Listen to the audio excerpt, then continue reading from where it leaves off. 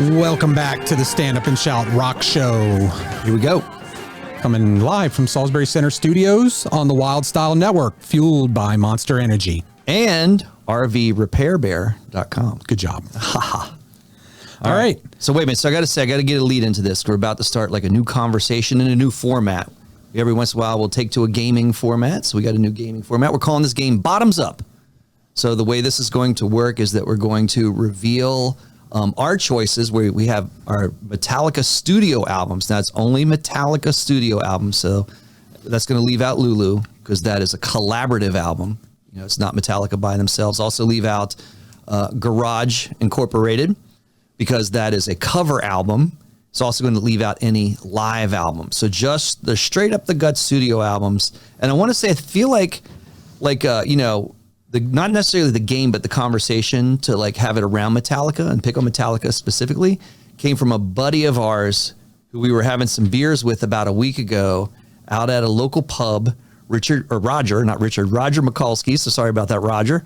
He is active in the Virginia Fuel Metallica fan club, chapter 126. So like if you guys, the folks from chapter 126 are listening, obviously you're rabid Metallica fans and you might have some strong opinions. And we always say we like people to join the conversation. So in that way, if you want to call in and argue or chip in with anything that we are doing, we have a live number now. That number is 855-77-WYLDE, WYLDE. Or if you are going for those numeric buttons, 855-779-9533. So please feel free to join the conversation. Remind you that number along the way. But that's what we're going to do. We're going to reveal, these are our preferences. These are opinions. And we have the basis for our opinion. It's just simply that we love us some metal and we love us some Metallica. And Metallica, I feel like, has some ups and downs. They've had some good albums. I'm not going to say bad albums. They've had some, some. Any Metallica album is a good album. A great album. Yep. Right. So I guess some are more great than others. That's our take on it. So no insult or injury to especially these rabid Metallica folk in the Virginia Fuel Club. No hard feelings. So if we say something negatively, it's not overly negative. We absolutely love Metallica. So we're saying it with love in our hearts. Yep. And obviously, we've been listening to them almost since they started. Yes. Yeah. Yeah. So. It's a part, I think it's going to be a part of my rap when we reveal albums is like the historical perspective on all of this. I'm going to ask Jeff Salisbury to chime in from time to time too, because he's been on this ride for Metallica then also. So if he disagrees, nobody's calling in. He'll immediately disagree. Right. Yeah. We have that going. So we have 11 albums then. And we're 11 albums. So starting we're starting from bottoms up. Bottoms up. We're going. So we're starting number 11. This is the 11th album. This is the album that is going to be my least favorite. Going to be Kevin's least favorite. We'll see if they match and see what happens. All right, you ready? Yep. On the count of 3. 1, 2, 3. All right. I said we like our visuals here. If you can see this on the video. That's just fancy, isn't it? We went with paper visuals, Scott. How about that? We went old school. We both just held up Reload as our 11th album. Just, I don't know, Kevin, what do you think? You want to kick off some thoughts on Reload? Yeah, I mean, both the Load and the Reload albums were certainly my least favorites, obviously. Wait, so all right, so you want to go to number 10 and then keep talking? All because right. I think we're going to the same place. Look, I had a feeling there was going to be some agreement here. So I'm with you here. So I can pair Load and Reload together. I don't necessarily know if one's a hard 11 or a hard 10, but... And they should have just released it as a double album. Yes. Yeah. Both are at the bottom of the barrel for me, so I'm sorry to interrupt you. Wait, they're not the same? Well, didn't both of them have a version of what's the song? Unforgiven? Yeah. Yes. Unforgiven 2 and Unforgiven 3. Yes. Yeah. One of them on each of them. Yes. I mean, on Reload, two of the songs I really like that they did, obviously Fuel had a lot of commercial success. Right, which is, as we're reaching out to the Virginia Fuel Metallica Club, their namesake, we just held up Load and Reload as our bottom. Maybe they have a different opinion. That's what I was wondering. So 855-779-9533. And then Attitude. Yeah. There just, to me, Yes. there just weren't many songs on that album. After I heard the album, like we talked about at the beginning of the show, you said, you know, when something comes out, you'll listen to it heavy, and then depending on how it makes you feel, you know, you go back to shuffling music around. That's how I felt with both of those albums. You know, I listened to them through. I'm like, you know, they've got some good songs, but I can certainly go back to other Metallica albums if that's what I want to listen to. I wouldn't say like any Metallica song or take is overly commercial. So like, again, like I don't want to decry, you know, sell out or like, you know, make any big, bold statements like that. But it did have a more of a commercial feel than I like that you hadn't seen in past Metallica songs. And that was the knock, right? Right.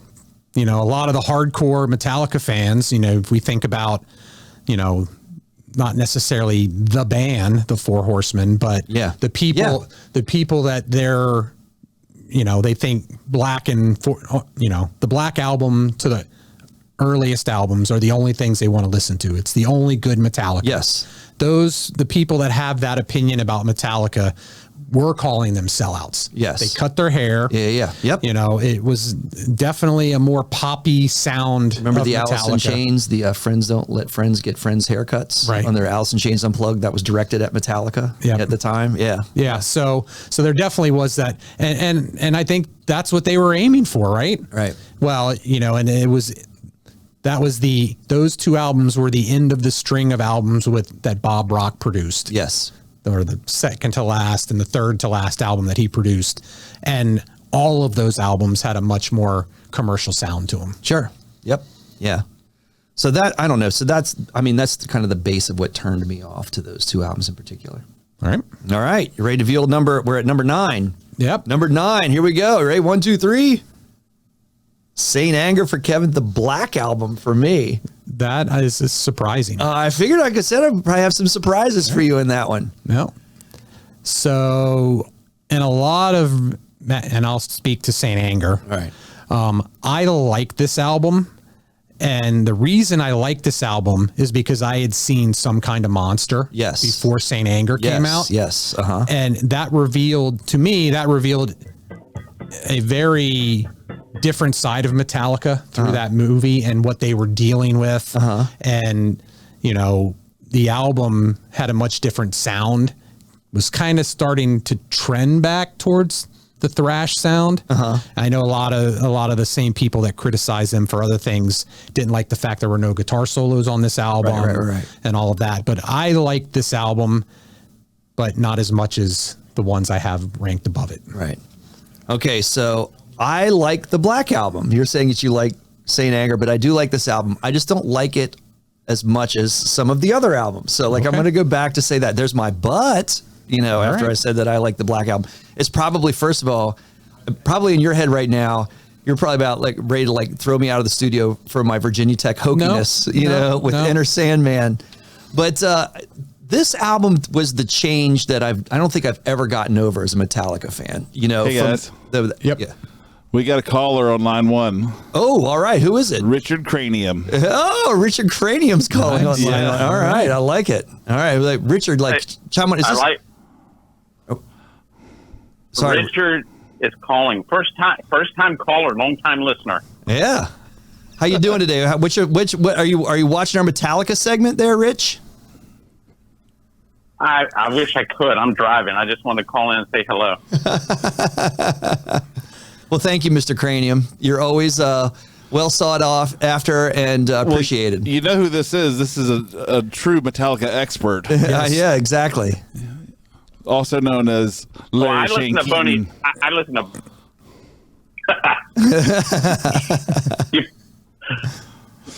you paint your bald spot?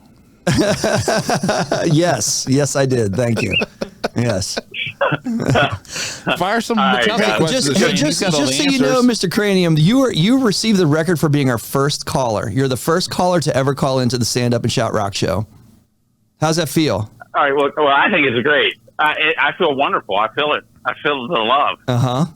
And so we're counting. And now you'll own that over Damon for the rest of your life.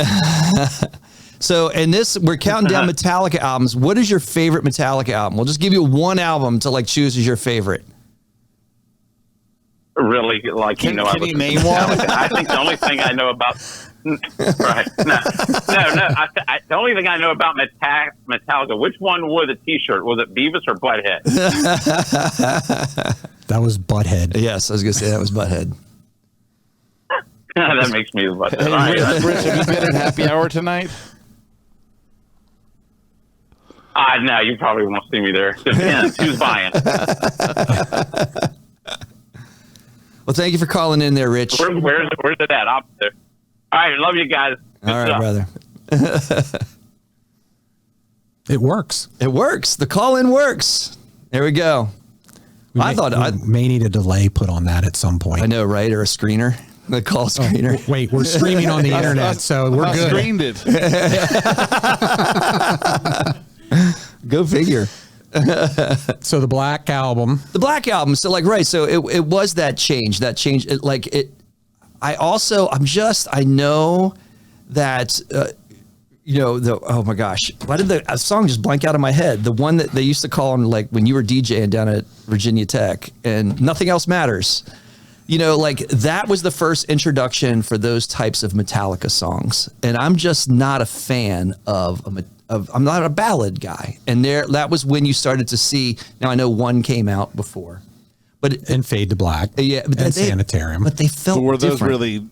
those weren't really That's what I'm saying. They felt different. They didn't feel like a ballad like Nothing Else Matters. I won't argue that point because I hate that freaking song.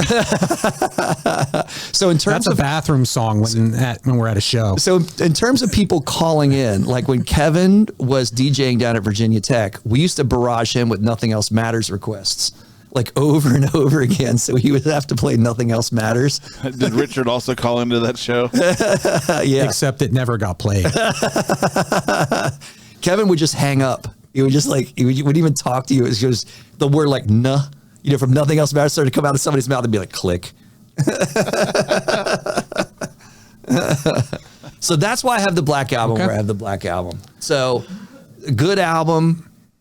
I miss some of the stuff of the other albums. Okay. So that's why I have it where I have it there at number 9. Got it. All right, number 8. You ready? Yep. All right. I got it upside down. I got my Saint Anger. Okay. All right. What you got? Death Magnetic. Okay. All right. Well, you want me to start? Because I've started the best. Sure. So in terms of Saint Anger, for me, that was recovery.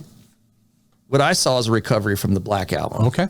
So you're right. I do think that there was some solid material there. It was like, if you want to do an Aerosmith comparison, Aerosmith hit the skids, right? They went through this kind of deficit in their album making. And, then they had Permanent Vacation. Before Permanent Vacation was their comeback album, right? Before that was Done with Mirrors, which I liked a lot of Done with Mirrors. That's Saint Anger to me.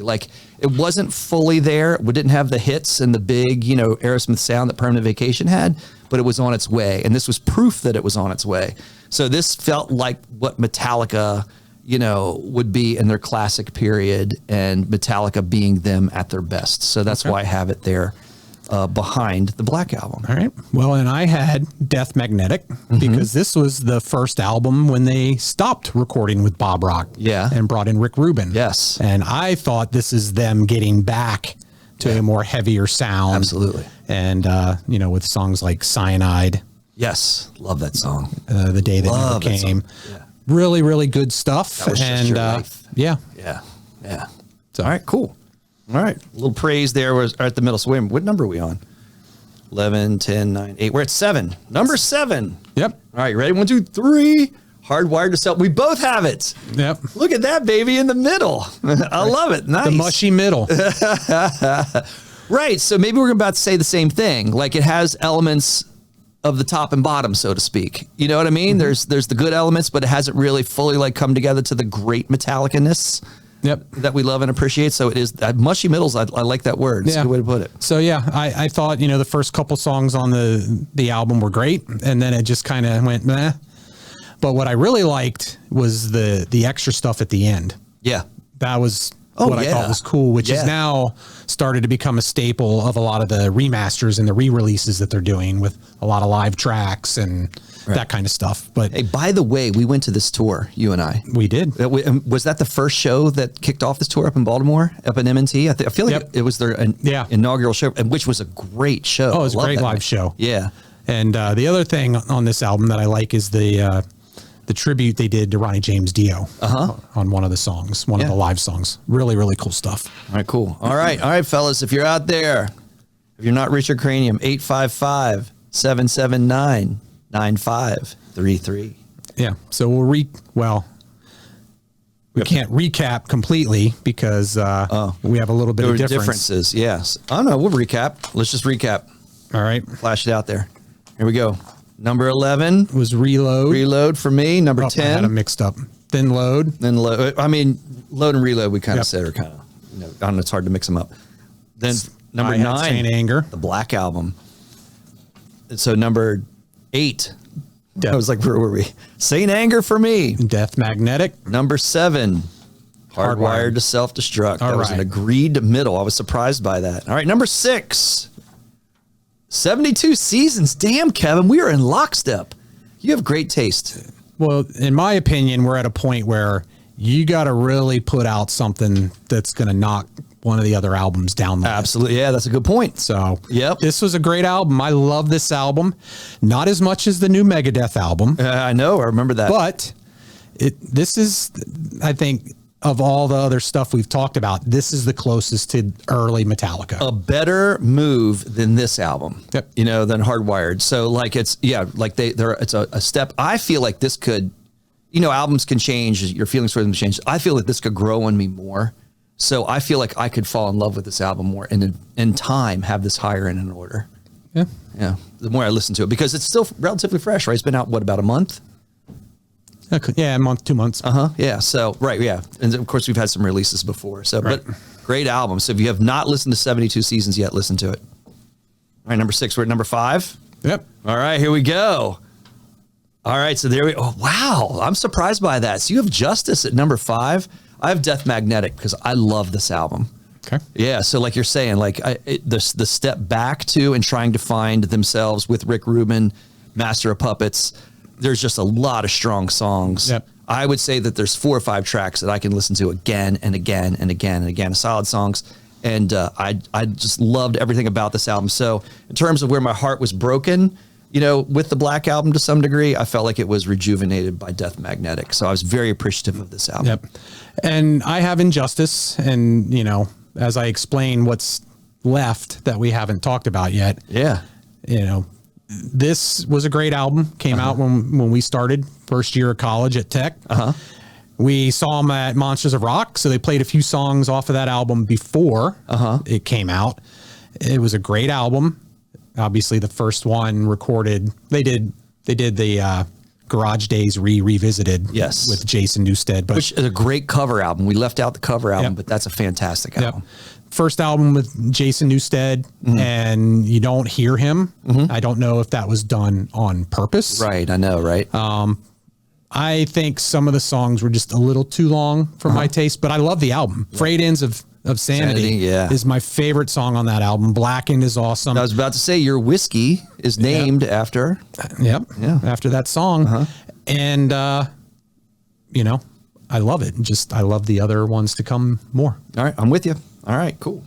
Number 4. Now I'm excited to see what you have. There's my Injustice. All right, what do you got? Oh, there's your Black Album. Yep. All right. So, wow, you picked the Black Album over Injustice for All. So, and my reason for this is it's a good album. Yes, it took a turn from what they had been up to this point, but we would not, in my opinion, we would not know Metallica as they are now. 20 million without this album. 20 million sold, right? I mean, 20 million sold. So their commercial success started here. And we get to see our team roll out onto a football field to enter Sandman. Yes, and that's all good as a Hokie alum and former Hokie student. Yeah. It's just an awesome experience. Yeah. But when this album came out, before so the Black Album was not out then, so I don't think we ever would have dreamed that the football team would be coming out to a Metallica song. No. When we were there. No. Yeah. And it's a staple in most sports arenas too. We've had that conversation too, but this is why I have this above Injustice. Wow. It did for them as a band. All right. So the recognition as well as the music. Yes. Yeah, got you. All right. I'm with you on like My Injustice piece. I wish we heard more Jason Newsted, but I think everybody feels that way when they listen to this album. But I always said that, like, in terms of that, like the Heartbreak of the Black Album for me, that's why I go back to Death Magnetic. I see this as the follow-up to this. I'd love to see them remaster that album. Yeah. And remix it. Yep, absolutely. Yeah, so. With Jason Newsted's tracks. Yeah. Cool. I don't think you want to re-record it, but I know, right? Yeah, and it would be interesting to see Rob. I'm going to mess up his last name. Trujillo. Yeah, exactly. Thank you. So, like, wouldn't necessarily play it. It would be different. Yeah, the same style. It would sound more like Cliff. Yeah, which that could be cool. Yeah, for sure. Number 3. Well, this is where I thought we would vary. Oh, we're riding the lightning. Yep. I'm actually thinking we're going to vary next. But of course, I mean, now to me, we're in the masterpieces. Yep. I noticed that we just covered our choices because we want to surprise each other. But yeah, so like, right. So like we're in the so this is the top we're going bottoms up, the bottom tier, which I hate to even call it that, of the masterpieces. But this, of course, is a masterpiece. Oh, it is. It's a masterpiece. You got your Fade to Black. You mentioned Fade to Black earlier. For Whom the Bell Tolls. Which is a different style of ballad. Like I get back to that. Yeah. No doubt. For Whom the Bell Tolls, Creeping Death. Yes. All phenomenal stuff. Second album. Right. So, good stuff. All right. We're in agreement. This is where I think we may vary. So I'm curious because we'll obviously know number 1 when we see number 2. So ready to reveal number 2? 1, 2, 3. Oh, this is where I thought you might, because of your feelings towards Dave Mustaine. I thought that you might jump this to number 1. No. I mean, it's probably 1A, 1B, I would say. Yeah. But the main reason... By the way, it's Kill 'Em All. Kill 'Em All, yeah. Mm-hmm. This is a great album. Mm-hmm. It's one of the 2 Metallica albums that I can put on and play it out track to track to track. Of course. And not want to skip certain songs. A lot of the different magazines and different sites that have ranked the albums have Ride the Lightning above this. Yeah. So I had this number 2 because not only was it a great album and I love it from cover to cover, but it spawned 2 bands. Yeah, right. Well, because again, that's where I thought that you may have this as your number 1. I thought you might even go down that road. Yep. Yeah. So, without them booting Dave, we would not have Megadeth. So, and this establishes the legacy of Metallica. This is the legitimacy of Metallica. I mean, they started off with just a phenomenal debut album. And so, of course, where we're going to go next, usually, you get the sophomore jinx is the kind of classic, stereotype of coming out with the second album. But we'll go to our number 1, which is that sophomore album, which, of course, I mean, this is just a canonic, this is the third iconic. album. Oh, it is third. Yep. Yeah, never mind. Yeah. No, I mean, but I don't know. I still wouldn't call, Ride the Lightning a sophomore jinx. No, they hit it out of the park with all 3 of the first 3 albums. Yeah. And obviously it was already iconic. Again, just phenomenal track after track after track, in my opinion. Not a bad song. Can't find a bad song if you tried. Nope. But the other piece to this, and I've got the shirt on for it. Right. And I have Scott hopefully queued up with a little video clip. This also came out and introduced this band to a whole nother audience. Yes. Much like the Dirt did to the younger generation. Yep. Had it not been played in Stranger Things season 5, this hit the charts again because of this clip. Right. So, and, Master, when they play live, was usually buried in the set. Right. And now they're closing every show with Master of Puppets. Right. And, so if it wasn't already number 1, that's why I have it at number 1. I'm going to jump back 20 years, like in terms of movie recognition of this song. You remember it in Old School with Will Ferrell? Yes. Yeah, right. That was awesome too. Right, exactly. Yeah. When they were like stealing, they're doing their fraternity steals, of people, kidnappings basically, but they were prank kidnappings. They weren't real kidnappings. But that was great when they were doing that to Master of Puppets. It was a great choice for that too. Yep. Yeah. Excellent. So that was cool. You have better taste than I thought, Kevin. Oh, thank you. Yeah, I appreciate that. What do you think, Lou? You got anything out of whack there? I think our only big disagreement was the Black Album. I like the Black Album a whole lot less than Kevin did. No, I definitely would have moved Saint Anger and Magnetic lower. Oh, really? Wow. I'm the Death Magnetic lover in this crew. Yeah. I love that album. Yeah, I mean, I wasn't a fan of Load and Reload as much, but there still was a couple of cool songs. Sure. Yeah. No, well, stuff that they still occasionally hit. Look, I listened to those albums, so I'm not gonna, I'll preface it by saying that, like, if this was not designed to be a knock on any bad music, because they're all fantastic, and I will still listen to Load and Reload. I just don't love them as much as the others. If any of those albums are your worst, that's pretty damn good. Absolutely. Yeah. Absolutely. Yeah. And so, in terms of 72 seasons, getting back to that I think that's had a lower debut than expected, which is unfortunate. Yeah, because they went through a string where everything they put out hit number one. You're right, first week on the album chart. So, and it made it to 2. But unfortunately, maybe that goes back to, I think Lou mentioned it, one of the recent episodes. Rock is in a different place. Yeah. And how you access music? There's just so much stuff that's out there right now. Right. Well, definitely how you access music, and certainly that's been both a good and a bad thing. I think more people can get more music out now because of the how the technology has changed, and you don't necessarily need to have a recording contract and sign to a label and all of that too. But maybe that has something to do with it as well. Yeah. Well, this is fun. We'll do a little bottoms up again. I mean, this was 11 albums is also a substantial catalog. Yep. So we could have, gone with Dokken and would have been a whole lot shorter, or, Red Hot Chili Peppers, we'd be here for a while. Yeah. So Iron Maiden. Go either way. Exactly. Yeah.